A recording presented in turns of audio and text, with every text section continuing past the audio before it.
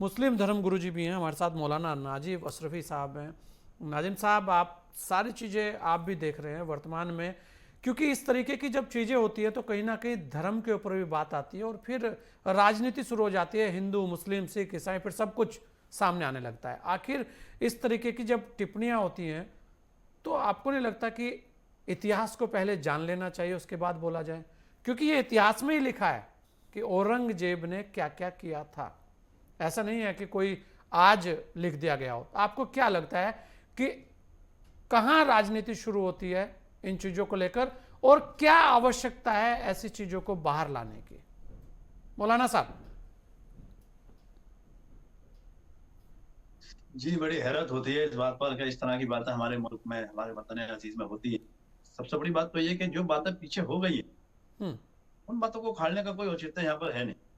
हम्म। अगर कोई इस बारे में बोलता है तो मैं उसके पक्ष में बिल्कुल नहीं है। मैं तो अगर, जैसे हालांकि मैं जानता हूँ औरंगजेब कौन है, लेकिन अगर मैं यही कह दूं कौन औरंगजेब, तो मेरा क्या कोई बिगाड़ेगा? मैं नहीं जानता औरंगजेब हम्म। को, या मैं जानता भी हूं तो जानना नहीं चाहता, क्योंकि औरंगजेब के ना तो हम वंशज हैं, ना औरंगजेब हमारे आइडियल हैं, ना औरंगजेब हमारे आदर्श। औरंगजेब कुछ नहीं है, हम औरंगजेब को कुछ नहीं मानता, मैं तो कुछ नहीं मानता, मेरे ख्याल से ओवरऑल मुस्लिम कम्युनिटी भी कुछ नहीं मानती।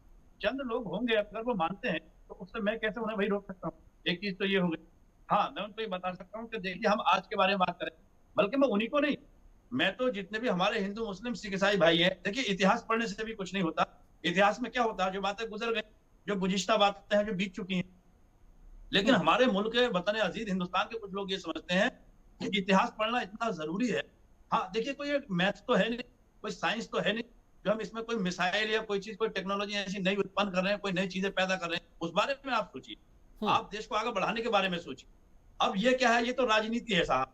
हम्म। अब अबू आजमी क्या कह दें, कोई मेरी उनसे रिश्तेदारी ताल्लुकात तो है नहीं, ना कोई मुसलमान उन्हें अपना आइडियल मानते हैं, ना मुसलमान उन्हें फॉलो करते हैं। हम्म। अबू आजमी क्या कहते हैं, कोई नेता क्या कहते हैं, अब मैं यही बात अगर कर लेता हूं तो काफी मुसलमान मेंबर्स ऑफ पार्लियामेंट में है, कोई नहीं आवाज उठाता।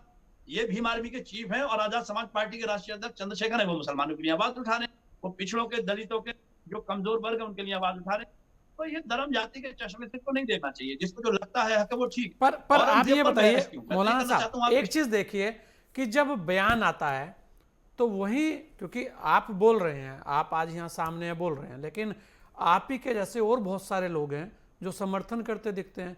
क्यों मुस्लिम समाज के ऐसे धर्मगुरु सामने आकर ऐसे लोगों का विरोध नहीं करते कि भाई आप ऐसा कर रहे हैं? क्यों उनके पास जाकर प्रतिनिधि मंडल मिलता है कि भाई अगर आप ऐसा करोगे तो हम आपको बहिष्कार करते हैं हम आपका? क्यों सामने नहीं आए?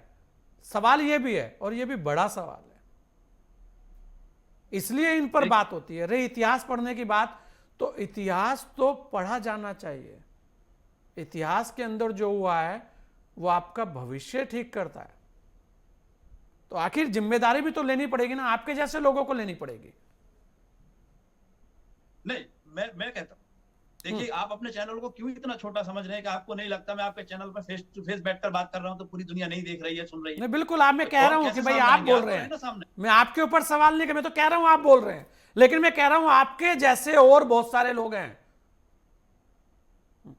देखिए मेरे जैसे लोगों का क्या है, हम लोग सच बोलने वाले लोग जो है ना, वो किसी भी कम्युनिटी में रहते हैं, उनको मौका नहीं मिलता। और सबसे बड़ी बात ये, मौके की हमें बहुत ज्यादा जरूरत भी नहीं है, हमें चमकना नहीं है। ये उन लोगों की बयानबाजियां हैं जिन्हें कहीं ना कहीं हिंदू मुस्लिम करके मुसलमानों को राजनीतिक फायदा उठाना है और कुछ हिंदू नेताओं को फायदा उठाना है।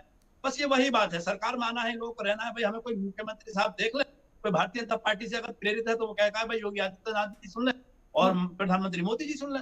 अगर कोई मुस्लिम है तो सोचता है अखिलेश यादव सुन ले, या कोई और मुस्लिम लीडर कोई बड़ा पार्टी का, तो वो हमें सुन ले। भाई मैं तो नहीं चाहता हमें कोई सुन ले, मैं तो चाहता हूँ आप मुझे सुन ले, मेरे मुल्क की जनता मुझे सुन ले, मेरे मुल्क की आवाम मुझे सुन ले, और जो मेरे अजीज भाई हैं पैनल पर बैठे हैं सभी इज्जतदार हैं और मैं इनके लाइक एहतराम है, मैं चाहता हूँ ये मुझे सुन ले। अगर मेरी बात से ये इत्तेफाक रखते हैं तो ठीक है, और नहीं रखते तो इनसे मेरा कोई जातीय खानदानी झगड़ा तो हो नहीं जाएगा।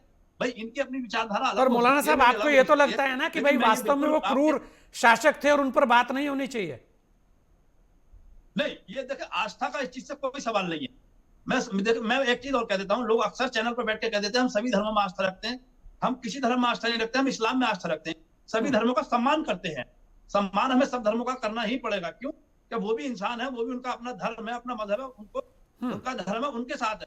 तो हम सम्मान करते हैं, आस्था हम अपने धर्म में रखते हैं। अब अच्छा, जैसे मौलाना हम साहब, कहने लगे एक सवाल कि हम इस्लाम में आस्था रखते हैं, तो इनसे इस्लाम पूछ में आस्था लीजिए। रखते हैं, तो हिंदू कहाँ मैं है? विवेक भाई आऊंगा आपके पास, आऊंगा एक बार। जरा मैं मौलाना साहब एक बात ही आपसे ले रहा हूं, मुझे एक चीज बताइए बड़ी स्पष्ट कि औरंगजेब क्रूर शासक थे, उन्होंने हत्याएं की हैं, उनको क्रूर कहा गया है, उन पर बात करना सही है या गलत है? मैं तो ये कहता हूँ औरंगजेब ही नहीं, जो पूर्व शासक थे या जो इस दुनिया से चले गए, उन पर बात ही नहीं होना चाहिए। अगर कोई मतलब आप ये नहीं कहेंगे कि वो क्रूर शासक थे? करता है तो उसकी निंदा होनी चाहिए। देखिए यही एक बड़ी चीज है मौलाना साहब, आप ये कहेंगे कि वो क्रूर शासक थे या नहीं थे, बस इतनी बात।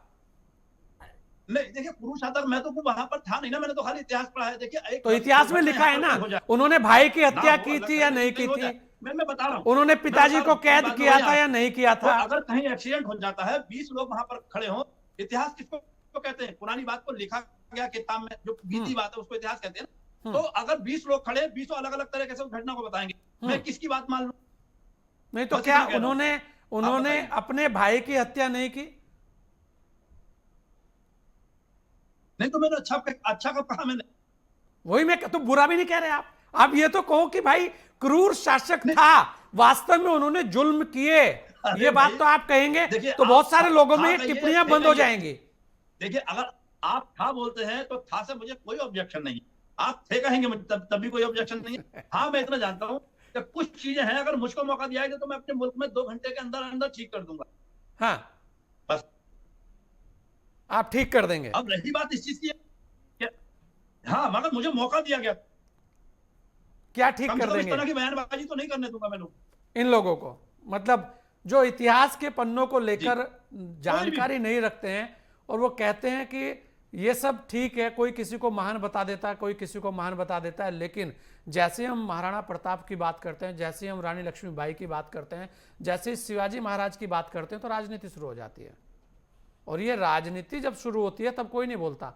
और अब देखिए इतना बड़ा मामला हो रहा है, लेकिन कुछ लोग सामने आ जाते, काश कि हम यहाँ पर अगर ऐसा हुआ है तो इस लहजे में ये बात हुई है, तो हम जो है ना अपने अवार्ड वापस कर रहे हैं। चलिए।